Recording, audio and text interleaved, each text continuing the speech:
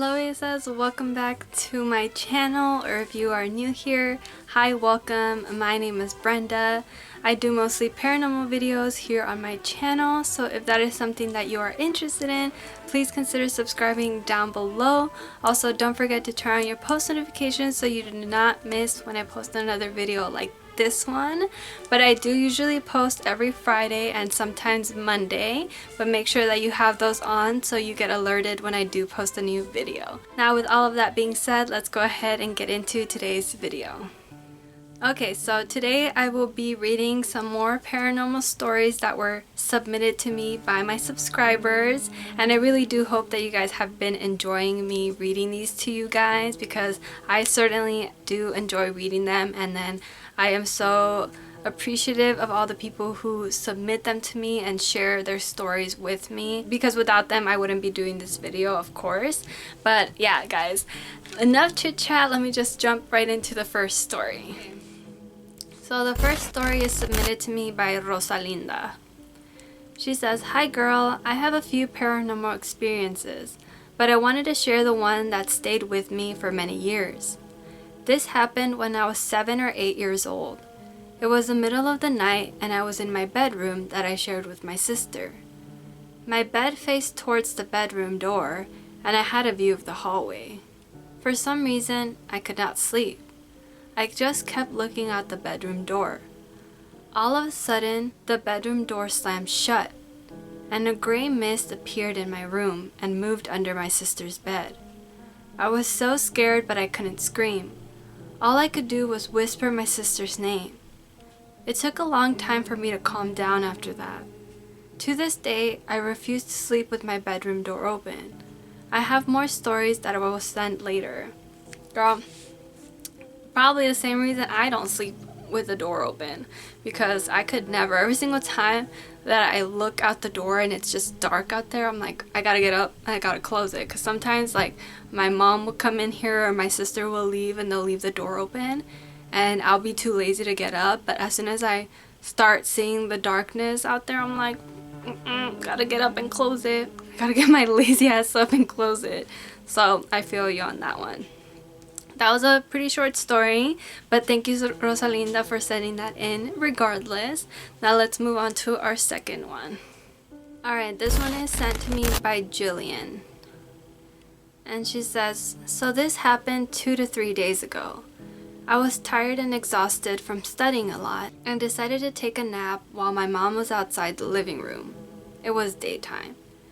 And I went to my bedroom and lay down on my bed and closed my eyes. And then while closing my eyes for 5 to 6 seconds, I heard a female voice whispering my name. I felt goosebumps and got anxious and scared and woke up immediately, as it was very scary. I then went out to the living room and told my mom and asked if she was the one who whispered my name, and she said it wasn't her, and she was doing house chores. Till this day, it gives me goosebumps. I still do not know whether or not it was psychological or paranormal situation." Girl, I don't even know what I would do with that. I would be like, what am I, like, am I going crazy? Like, was I already dozing off? Like, because I know when you're dozing off, like, a minute feels a lot longer, like, if you're going in and out. So it might, or it feels a lot longer or a lot shorter. Like, you could take like a micro nap and then it'll literally feel like it was only 2 minutes. So maybe you could have already been asleep when that happened, and then you might have thought that you hadn't even fallen asleep yet. That could be another possibility. So for me, not to scare myself, I would just think it was that. I'd be like, I think my mind's just playing tricks on me. Yeah, that sounds like a better a better way to go about it. But okay, that was it for her story, so thank you so much for sending that in. Now, moving on to the third one. Oopsie, I accidentally archived it. Alright, so it says, "Hi, my name is Kat. Before I start, I want to say that this story isn't mine. It's my mom's, and I love your videos." Thank you so much, girl. It says, "This story takes place in Mexico." I don't really know where in Mexico, but yeah. My mom lived in a house with one sister and a brother. I believe my other uncle wasn't born yet. They had a neighbor, it was an elderly couple, and they took care of their granddaughter. The elderly woman would have a lot of fights with my grandma and told my grandma and family that they were all outsiders and didn't know anything. She hated them to the point where she wouldn't let the granddaughter play with my mom, but she knew how to cure brujeria. My mom told me that once they were all in bed and getting ready to sleep, or already sleeping, they would get woken up by sounds on the roof, like an animal walking to each corner of the roof multiple times, and they heard the wings of the animal dragging on the roof. No. My grandma grew tired of countless nights without sleep, so my tia and mom and grandma would all go outside, my mom holding the Bible and my aunt with holy water. My grandma then read some prayers and it would stop for the night. That kept happening for a long time until one night, instead of the animal just walking around the roof, they heard the animal with a canica, a marble. I think you know what I mean, like a ball, you know? Anyway, they would hear the animal dropping the canica in each corner of the roof. Once it dropped, it would roll on to the other corner and repeated the process. Once again, they blessed their home and read prayers, but it kept happening. They told the woman who lived next to them because she knew how to stop brujeria. But the thing is, she would want them to pay a lot of money for it. She took advantage of them for a long time, but it kept happening. And they kept paying her to cure them. But then one day, it all suddenly stopped. I'm guessing the lady was casting brujeria on them over and over again to gain money from them, but then stopped. Anyway, I have more stories about this lady, but I feel like I've already taken too much of your time. Maybe I haven't and I'm just tired of typing, but I hope you have a great day and please let me know what you think. Also, sorry if there was any spelling mistakes. Girl, we got time here because you guys love when I do longer videos, so yeah, we got plenty of time, don't even worry about it. But yeah, that is so scary. Like, what is up with these people doing brujeria on others? Like, girl, like why? Like, what was the whole reason of her fighting with your grandma? Like, what was the beef for? Like, just because they weren't from that town? That's so messed up. But I'm glad that she stopped doing that, because who knows, she could have passed it on to your mom and her siblings and it could have gone on forever if this lady didn't stop it. And that is honestly so terrifying. All of that creeps me out. You guys already know I always say it, because I don't mess with any of that. I don't claim any of that energy, and you know, Dios guarde, of course. Alright, let's move on to our fourth story. Oh, thank you so much for submitting that. Did I say that already? I'm not sure. Let's go on to our fourth story. Alright, and this one is sent in to me by Isa Medina. I hope I said your name right. Wrong. I hope I said your name right. Alright, she says, "Hi Belleza, I love watching your videos and I would like to share a paranormal experience that happened to me not too long ago." Of course. Thank you so much for watching my videos too. She says, "I want to say maybe around December/January, my vecina, her neighbor, passed away due to COVID. And before knowing she had passed away, I was sleeping in my living room due to it being super cold in my room. I was dead asleep when out of nowhere I feel a presence up against my back. And from being dead asleep, I woke up out of nowhere. A couple of days passed by and same situation. I was dead asleep in my living room when out of nowhere I wake up to this lady's voice saying she was gonna get me. That same night I heard footsteps in my dining room. It couldn't have been my parents because they were dead asleep. Oh, everyone in this household just like pieces out like that. The following night I heard heavy footsteps from the dining room and I wake up to see a figure of a lady with black hair looking at me. And I rub my eyes to see if I'm seeing good, and when I do, she disappears.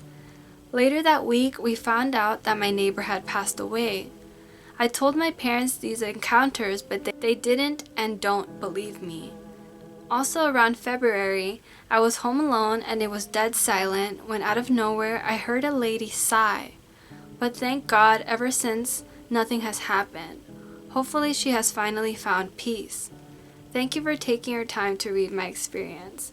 Girl, thank you for sending that in, because that is so creepy. But first of all, if it was your neighbor, why was she scaring you?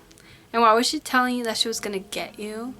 Like, I would like to know more about that relationship with that neighbor, because she sounds scary if it was her. So thank you again, and let's go ahead and move on to our 5th story. And this one is submitted to me by Alejandra Morales. She says, Hola belleza, ¿cómo estás? I'm good, girl. I hope you're doing good. She said, I'm a new subscriber and girl, snap, snap. She put that in there. I'm a fan of your YouTube channel. Can't stop watching your videos. I really like that. Thank you so much. I really appreciate it. She says, okay, now for my story. So I'm a single mom of 4 kids. We used to live in a mobile home, which was pretty old. I think it was like 1970 when me and my ex bought it. So one of my sons used to share a room with his other sibling who was younger than him. And they both always wanted me to leave a hallway light on, plus a nightlight in their room, which I did. I knew they were scared of something, especially my oldest son. He was just never really vocal about why he was so scared. The dark to him was a no-no. Well, he wouldn't even go to the bathroom and have accidents instead because he wouldn't walk in the dark. Not even try to flip one of the light switches on. Time went on and he turned 8 and still having accidents in bed. Girl, it got even worse. Going number 1 and number 2, almost like he got used to it. So we told the doctor the reason why he's scared of the dark. Well, they sent him to therapy.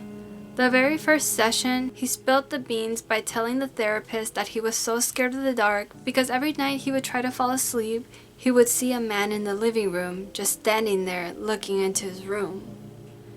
Okay, I freaked out, okay? Because, well, my bestie used to live with me before, and she stayed in the same room, and she said she saw the same man. But I didn't believe her, because she was always tipsy every time she got home, lol. So when my son said it, I was scared and super concerned.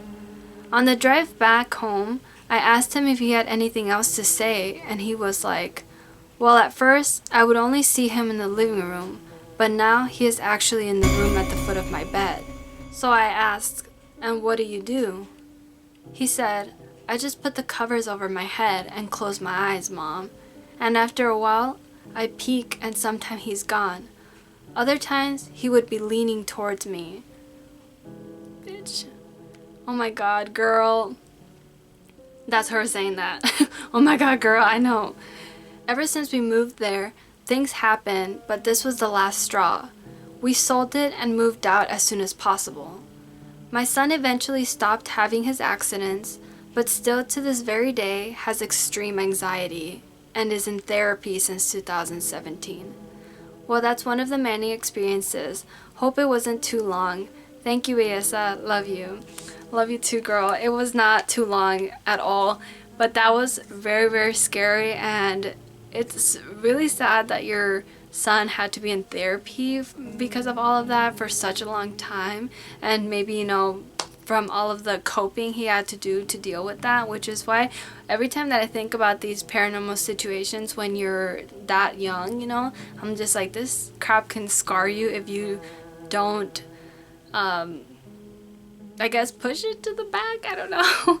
If you kind of don't rationalize it, because I feel like not every kid can rationalize like that or brush it off as easily, especially if he was seeing this like nightly, because with the experiences that I had when I was younger, I felt like it was just like a one-off thing. Like sometimes it would happen and it was very few instances where I felt that fear of something being wrong, so that's why I feel like it wasn't stuck with me forever. But since he was seeing this man in his living room, or like in the hallway in the living room, and then having him progress into the room and then finally like leaning in very close to him, that sounds terrifying. Even if I had that happen to me now, I would have to go to therapy too, and I would probably be having accidents as well.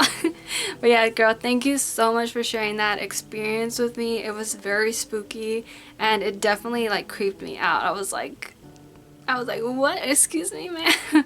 But yeah, and I hope you guys enjoyed those stories as well, but that is going to be the last one that I'm going to read for today's video. Before I do end the video, today's comment shout out goes to this person right here.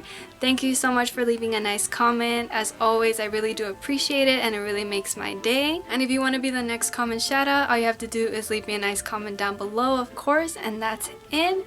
And yeah guys, thank you so much for making it all the way to the end. I really hope that you enjoyed it. I always love reading your guys' stories. And yeah, I love you all so much and I appreciate every single one of you. Hopefully I will see you in my next one. Don't forget to stay safe and be kind. Bye bye.